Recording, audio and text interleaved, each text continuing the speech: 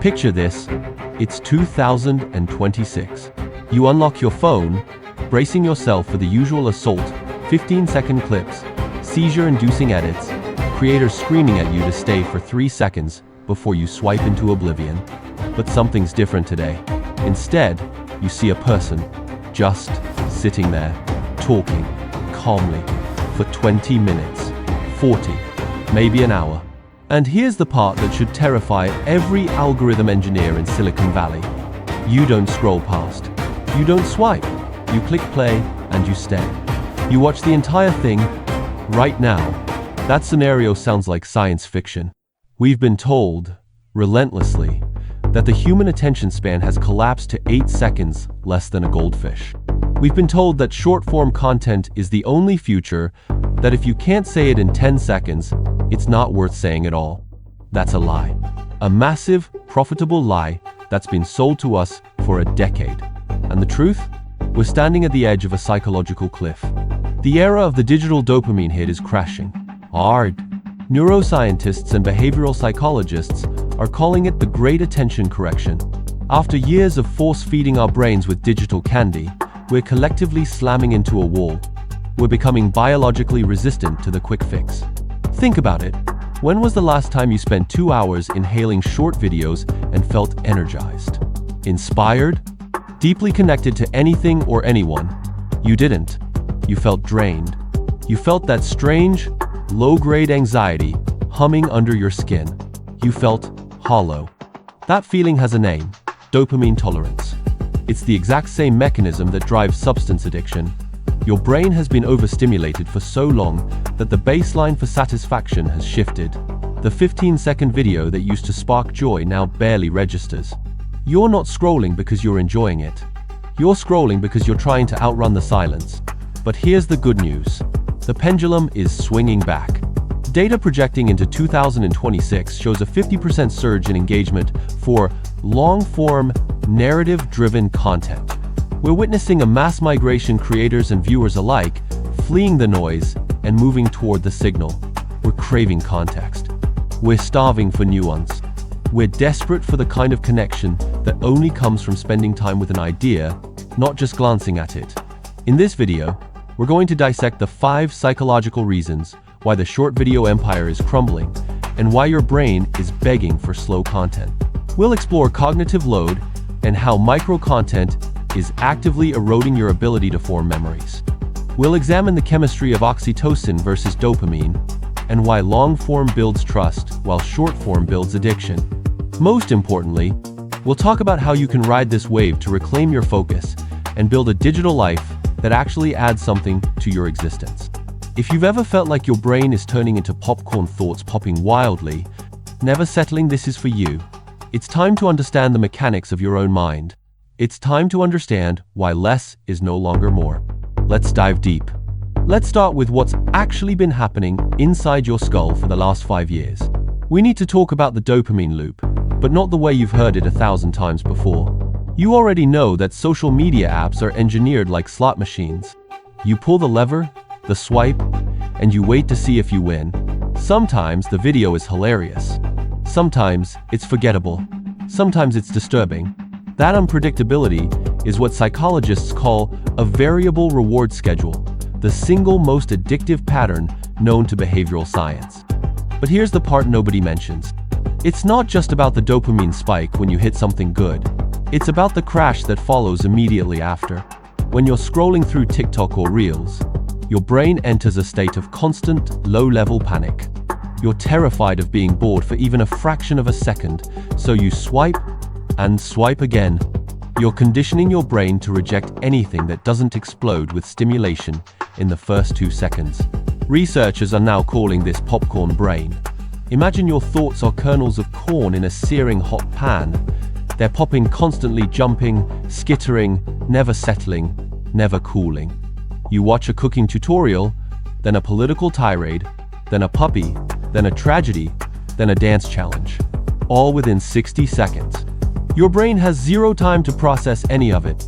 You're forcing your limbic system to switch gears so violently that eventually, it just surrenders. It goes numb.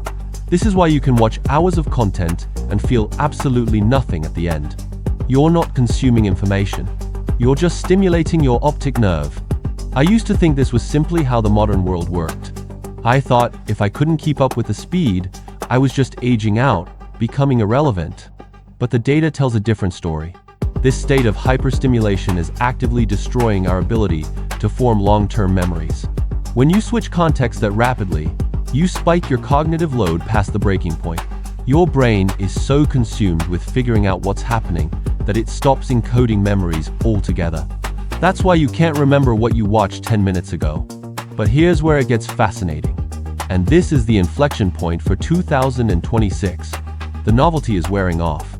We're witnessing a mass psychological rejection of superficial stimulation. People are waking up to a brutal truth. Dopamine is cheap.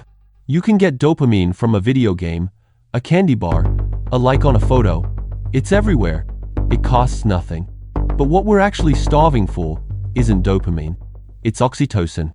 Oxytocin is the bonding hormone. It's what floods your system when you hug someone you love, or when you sink into a 2-hour conversation with your best friend over coffee. It's the chemical signature of trust, safety, and long-term connection. And here's the secret the smartest creators have figured out. You cannot generate oxytocin in 15 seconds. It's biologically impossible. Trust takes time. Connection requires vulnerability. And vulnerability demands a format that allows for pauses, for imperfection, for nuance. This brings us to the rise of what I'm calling the long-form renaissance. By 2026, the most successful content on the internet won't be the viral dance trend. It'll be the 40-minute deep dive, the 2-hour podcast conversation. Why? Because listening to someone talk for an hour simulates a real social interaction in a way that a 15-second clip never can. This is the healthy version of a parasocial relationship. When you listen to the same podcaster or narrator week after week, your brain starts registering them as part of your tribe. You know their voice, you know their rhythm, you know how they think. This dramatically reduces your cognitive load because you're no longer constantly assessing whether this person is a threat or worth your time. You already know the answer. You can relax. You can let your guard down and actually listen. This is why retention rates on long-form content are climbing, while short-form engagement is plateauing. We're exhausted from being shouted at. We want to be spoken with. Let me give you a concrete example of how this plays out in the creator economy. Think about the creators you actually trust. The ones whose advice you'd follow. Whose products you'd buy. Are they the ones doing the frantic, high-energy finger-pointing at text bubbles for 10 seconds? Or are they the ones who sit down and walk you through a concept for 20 minutes showing you the nuance, the trade-offs, the gray areas? The first group gets views, millions of them. But the second group gets loyalty. And in the economy of 2026, loyalty is the only currency that matters. The influencer model is dying because it was built on reach. The thought leader model is rising because it's built on depth. I used to chase viral metrics. I'd spiral if a video didn't hit a certain number in the first hour. But then I realized I was building a castle on sand. I had millions of eyeballs, but zero connection. I was a digital court jester dancing for attention, infinitely replaceable by whoever could dance slightly faster. But there's a darker dimension to this addiction that keeps people trapped, and we need to address it directly. It's called FOMO, the fear of missing out.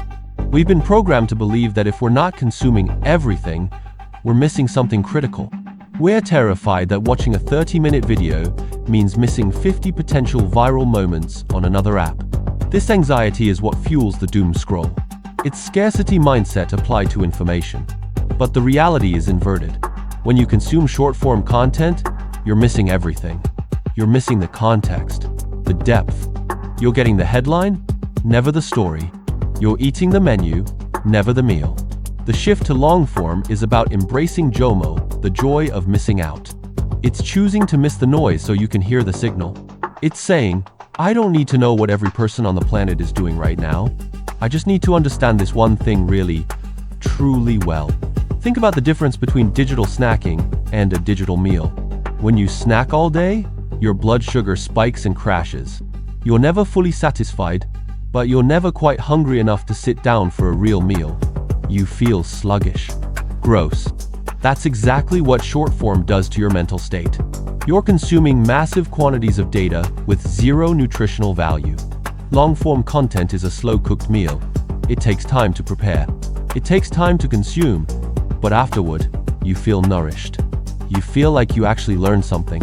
You feel calmer. This is why podcasts are exploding. People are listening to 3-hour conversations while they work, drive, and exercise. They're inviting these voices into their lives as companions, not distractions. And the engagement metrics prove it. By 2026, we expect long-form content to show 50% higher engagement than short-form. Not just views, but comments, shares, genuine sentiment. People are building communities in the comment sections of long videos in ways they never do on short clips. Now let's talk about the creator's perspective. If you're making content, or even just thinking about building a personal brand, the pressure to churn out daily short videos is a fast track to burnout. It's unsustainable. You're running on a hamster wheel that accelerates every single day. But long-form content is an asset. A well-researched, well-told story is evergreen. It can be discovered 3 years from now and still resonate.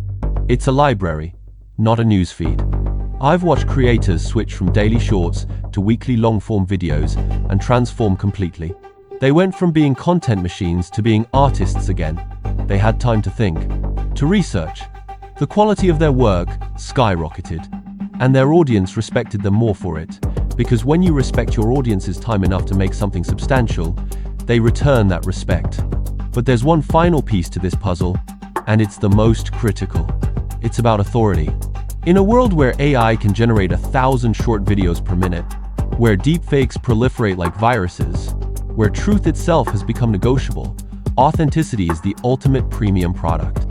And here's the thing. It's very hard to fake a 40-minute unscripted conversation. It's nearly impossible to fake deep expertise over a long timeline. Short form is easy to counterfeit. You can fake a lifestyle in 15 seconds. You can fake expertise with a clever edit and some confident text overlays. But long form exposes you. It reveals the gaps in your knowledge, but it also illuminates the genuine depth of your character. As we move into 2026, we're witnessing a flight to quality. Viewers are becoming detectives. They're scanning for signals of real humanity. And the strongest signal of humanity is the ability to tell a story with a beginning, a middle, and an end. Not just a hook and a loop. We're returning to the oldest form of human communication, storytelling around the campfire. The campfire is now a screen. The tribe is now global. But the psychology is identical. We want to be led. We want to be understood. We want to belong.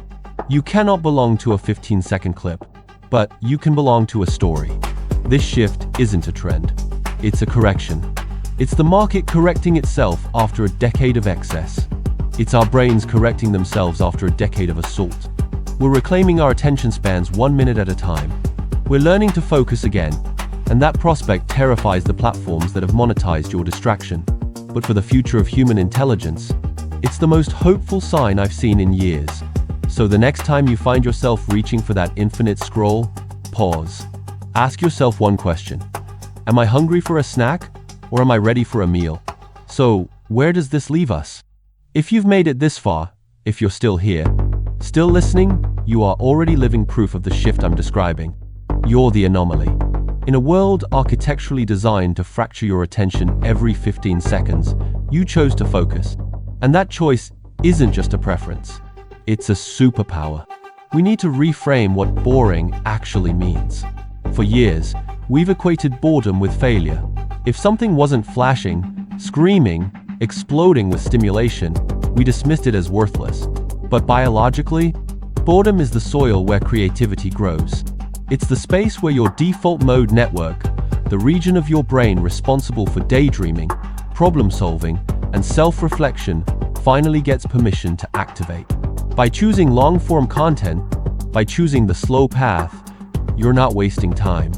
You're reclaiming your cognitive sovereignty. You're telling the algorithms that you're not a lab rat in a Skinner box, pressing a lever for dopamine pellets. You're a human being capable of sustained, deep thought. This is the ultimate reframe. The ability to pay attention is becoming the new IQ. In 2026 and beyond, the people who can sit still, listen, and synthesize complex information will shape the world. The people who can only process 15-second fragments will work for them. That sounds brutal. But the economic and social divide is rapidly becoming an attention divide. We're splitting into two distinct cognitive species, the distracted and the focused. The distracted will live in a state of perpetual anxiety, empty, manipulated, buying things they don't need to impress people they don't know, because an algorithm whispered that they should. The focused will build things. They'll form relationships with actual depth. They'll understand the nuance that makes the world legible. By embracing the long-form renaissance, you're training yourself to join the second group. You're building the mental muscle to resist the noise. You're becoming harder to manipulate and easier to connect with. Here's an exercise. Look at your screen time data right now, or just think back, honestly, over the last week. How much of that time was spent on content that genuinely improved your life? How much of it can you even remember? Now imagine swapping just 30 minutes of that doom scrolling for one single, high-quality podcast episode. One deep dive documentary.